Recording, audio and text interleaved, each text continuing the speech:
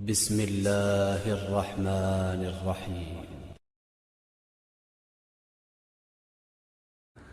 جس میں حسد نہ ہو، کینہ نہ ہو، بغض نہ ہو، جیلسی نہ ہو. یہ ساری چیزیں جب انسان کا دل ان چیزوں سے پاک ہوتا ہے تو ہم کہتے ہیں یہ آدمی اندر سے، بولو بھائی، اچھا ہے. بزدلی نہ ہو، کنجوسی نہ ہو، لالچ نہ ہو، بے وفائی نہ ہو، ناشکری نہ ہو، رحم ہو اس کے اندر، کمزور پہ ترس کھانے والا ہو، کسی کو مصیبت میں دیکھ کے اس کا دل نرم ہو جاتا ہو. تو یہ ساری کی ساری چیزیں جس شخص میں ہوں گی تو ہم اسے کہیں گے اس کے اچھے اخلاق ہیں. آج کل اخلاق اچھے اسے کہا جاتا ہے جو مسکرا کے بات کرے، صرف اس کو اچھے اخلاق کہا جاتا ہے. تھینک یو تھینک یو کرتا رہے سارا دن، اندر اس کے جو ہے نا دنیا کی محبت کوٹ کوٹ کے بھری ہوئی ہو. اب دیکھو جو دکاندار کسٹمر سے مسکرا کے بات کرتا ہے تو یہ اچھے اخلاق، ضروری نہیں کہ یہ اچھے اخلاق ہوں، عین ممکن ہے یہ لالچ کی وجہ سے مسکرا کے بات کرتا ہے. لالچ اس کو اتنی ہے کہ لالچ کی وجہ سے اس کو غصہ بھی آ رہا ہوگا نا تو غصے پہ کنٹرول کر کے پی لیتا ہے، مسکرا کے بات کرتا ہے، کسٹمر نہ چھوٹے. تو دکاندار کو چاہیے کہ کسٹمر سے مسکرا ہی کے بات کرے. اب آپ ایسا نہ ہو کہ بدتمیزی سے بات کرنا شروع کر دیں، یہ شو کرنے کے لیے کہ ہم اندر سے اچھے ہیں، اوپر سے اچھے بننے کی ہمیں ضرورت نہیں ہے. تو جو بات یعنی بتائی جا رہی نا اس کو فوکس کرنا چاہیے کہ کہنے والا کہنا کیا چاہ رہا ہے.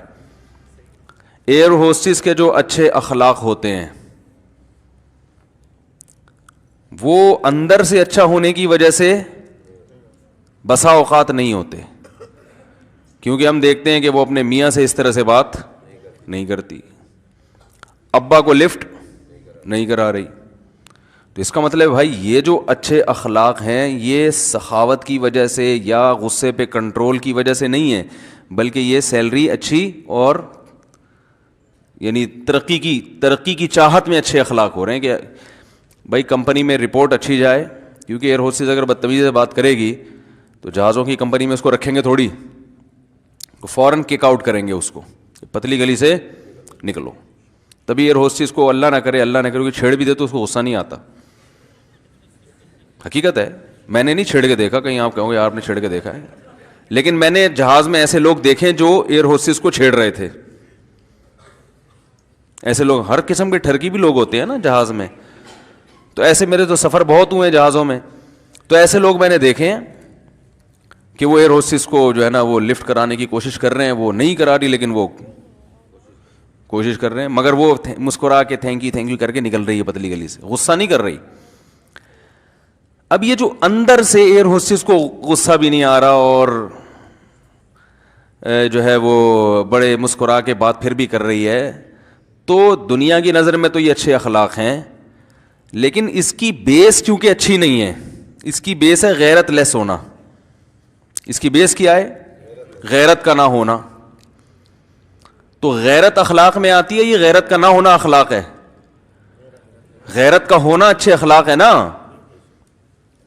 غیرت کا ہونا یہ آپ کے بائی نیچر اچھے ہونے کی دلیل ہے. غیرت تو بہت ساری برائیوں سے روک لیتی ہے انسان کو. غیرت ہوتی ہے تو آدمی جھوٹ نہیں بولتا، یار یہ کیا غیرت کے خلاف ہے نا جھوٹ بولنا. چوری کرنا غیرت کے خلاف ہے. دوسرے کی بہو بیٹیوں کو، ماں بہنوں کو بری نیت سے دیکھنا یہ غیرت کے خلاف ہے. انسان اپنے بارے میں سوچتا ہے تو اس کو غیرت آتی ہے. تو غیرت ہی ختم ہو جائے تو پھر تو سارے دن تھینک یو کرتا پھرے گا. وہ کچھ بھی کر لو تھینک یو، مسکرائے گا. تو ہاں اگر یہی ایئر ہوسٹس جب گھر میں اپنی ماں سے بات کرے بہت میٹھے لہجے میں، جس ماں سے اس کو تنخواہ نہیں ملنی، باپ سے بات کرے میٹھے لہجے میں، تو پھر ہم کہیں گے یہ بائی نیچر ہی کیا بن گئی ہے؟ اچھی بن گئی. پھر بے شک لوگوں سے بھی اچھے اسٹائل میں بات کر لے تو ہم کہیں گے یہاں تنخواہ مل رہی ہے لیکن وہاں جہاں نہیں مل رہی وہاں بھی اچھے اخلاق سے بات کر رہی ہے. تو اس کا مطلب یہ بائی نیچر کیا ہے؟ اچھی ہے. تو میں یہ عرض کر رہا ہوں کہ اخلاق یعنی تمیز سے بات کا سب سے بڑا مصداق والدین، کیونکہ والدین سے آپ اگر مسکرا کے بات کر رہے ہو تو یہ اندر سے اچھے ہونے کی دلیل ہے. بھائی والدین کو نچوڑ لیا آپ نے, ساری زندگی ان سے فائدے اٹھا لیے, اب کوئی فائدہ آپ ان سے نہیں اٹھا سکتے, اب آپ ان کے سامنے جھکتے ہو, اب آپ ان سے محبت سے بات کرتے ہو, تو یہ آپ کے اندر سے اچھے ہونے کی دلیل ہے. کیونکہ نہ دنیا دیکھ رہی ہے آپ کے اس رویے کو, اس پہ صرف ثواب مل رہا ہے آپ کو اور کچھ بھی نہیں مل رہا. یہ بھی نہیں کہ آفس میں کوئی ترقی ہو رہی ہے, کوئی درجات بلند ہو رہے ہیں آفس میں, تنخواہ ڈبل ہو جائے گی. بھائی ابا سے بہت, اس دن میں نے دیکھا آپ بہت تمیز سے بات کی اس نے اپنے ابا سے, تو اب اس کی تنخواہ 50,000 سے بڑھا کر 1,00,000 کر دی. کچھ بھی نہیں ہوتا. تو یہ اس موقع پر جو آپ بات کریں گے نا محبت سے, یہ کیا کہلائیں گے؟ اچھے اخلاق. رسول اللہ صلی اللہ علیہ وسلم چونکہ اخلاق کی حقیقت کو جانتے تھے نا, اللہ نے فرمایا انک لعلی خلق عظیم, اے نبی آپ بہترین اخلاق پر ہیں, یعنی بہت اچھے اخلاق ہیں آپ کے. تو آپ کے اخلاق کا بہت اچھا کیا کہ آپ بائی نیچر بہت ہی اچھے ہیں. تو بائی نیچر بہت اچھے ہونے کا نتیجہ کیا نکلا کہ آپ کے اخلاق سب سے زیادہ اپنے گھر والوں کے ساتھ اچھے تھے. ہم لوگ اخلاق دیکھ رہے ہوتے ہیں کسٹمر کے ساتھ, دوستوں کے ساتھ, یار بڑا اچھا گریٹ آدمی ہے, بہت عظیم انسان ہے یار.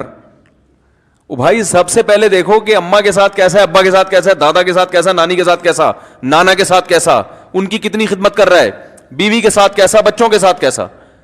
گھر میں آتا ہے چنگیز خان بن کے, گھر میں جیسے ہی آتا ہے بچے کانپنا شروع کرتے ہیں, ابا آ گئے ہیں, ابا کیا کریں گے. گھر میں آتے ہی بچے کیا کرتے ہیں, جب باپ گھر میں آ رہا ہے نا اور بچے خوش ہونے کے بجائے پریشان ہو رہے ہیں, تو یہ ناکام باپ ہونے کی علامت ہے. یہ باپ کیا ہے؟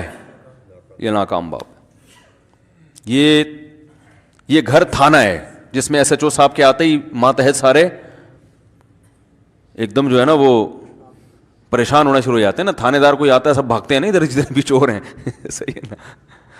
ان بھائی کو بہت ہنسی آ رہی ہے, مجھے ان کو دیکھ کے ہنسی آ رہی ہے. اچھا مذاق کر رہا ہوں, ناراض نہیں ہوئیے گا. تو کوئی زیادہ ہنس رہا ہوں, مجھے اچھا لگتا ہے وہ دیکھ کے. وہ اس لیے اچھا لگتا ہے کہ اس پہ بات نا بھرپور طریقے سے اثر کر رہی ہوتی ہے, تو اس کا اثر میرے اوپر بھی پڑتا ہے کہ یار کم از کم یہ دلچسپی سے سن رہا ہے. اور جو ایسے بت بن کے بیٹھا ہوا ہوں نا, نہ رونے کی بات پہ نہ رو رہا ہے, نہ ہنسنے کی بات پہ ہنس رہا ہے, تو آدمی کہتا ہے تمہیں بیان سننے کے لیے ضرورت کیا تھی آنے کی یار, ضرورت کیا تھی آنے کی. وہ میں نے لطیفہ سنایا تھا نا 2 ہفتے پہلے بیان کیا, خواتین شادی میں جانے سے پہلے پورے ڈسٹمپر کے ڈبے خالی کرتی ہیں. تو یہاں کوئی بیٹھ کے زور سے کسی کو ہنسی آئی, تو وہ میں اپنے بیان میں نیچے کمنٹ دیکھ رہا تھا, ایک آدمی نے اس پہ لکھا میں جو ہے نا ہنس کے لیٹ گیا زمین پہ. تو ہنسنے کی بات پہ ہنسے, رونے کی بات پہ روئے. اور یہاں کوئی ہم ہنسانے کے لیے تو بیٹھے نہیں ہیں, یہ تو ایک اصل جو پیغام ہوتا ہے نا وہ ہوتا ہے. اگر یہ صرف ہنسنے ہنسانے کی محفل ہو پھر تو بھائی یہ کوئی کامیڈی شو زیادہ دیکھ لو, اس میں زیادہ ہنسی آتی ہے انسان کو. کوئی مزاحیہ فلم دیکھ لو جا کے. تو یہ جو میں ہنسا رہا ہوتا ہوں نا, یہ ہنسانا برائے ہنسانا مقصد نہیں ہوتا. مقصد یہ ہوتا ہے ہلکے پھلکے رکھ کر بات دل میں اتار دی جائے, ہلکے پھلکے انداز میں. کیونکہ آج کل اکثر خطیبوں کی زبان اتنی گاڑی ہوتی ہے, اردو اتنی مشکل ہوتی ہے, وہی پبلک کے سمجھ میں نہیں آتی. پھر وہ ایسا ڈرونی چیزیں دکھا رہے ہوتے ہیں. ایک تو گھر میں ویسے ہی ٹینشن میں, پھر مسجد میں آ کے بھی ٹینشن, ٹماٹر خریدنے گئے وہاں بھی ٹینشن. اب ٹماٹر تو ہر کھانے میں ڈلتا ہے نا. وہ سبزی لینے گیا ٹماٹر, وہ قیمت سن کے ٹینشن, پیٹرول ڈال رہا ہے تو اس میں ٹینشن. اور کراچی میں تو سڑکوں کی الگ ٹینشن. بیان میں پہنچنا تھا, آدھے گھنٹے کا راستہ تھا, وہ سڑکوں کی وجہ سے 1.5 گھنٹہ لگا, تو اس کی الگ ٹینشن. تو میں یہاں بھی اگر جہنم کی وعیدیں سنانا شروع کر دوں گا تو لوگ تو مر جائیں گے بیچارے ٹینشن سے نا. تو میں کہتا ہوں یہاں ذرا ہلکے پھلکے انداز میں. میرے جب پہلے بیانات ہوا کرتے تھے, جو مجھے بچپن سے جانتے ہیں, تو جب میں 20-22 سال کا تھا نا, اس وقت جو میں بیان کرتا تھا بڑے جذباتی, رولانے دھلانے والے, جہنم, اور وہ بس لوگ بھی روتے تھے. تو اس کے بعد تھوڑا ہم نے کہا یار آرام سے, لوگ بیچارے نا ویسے ہی بڑی ٹینشن میں ہیں,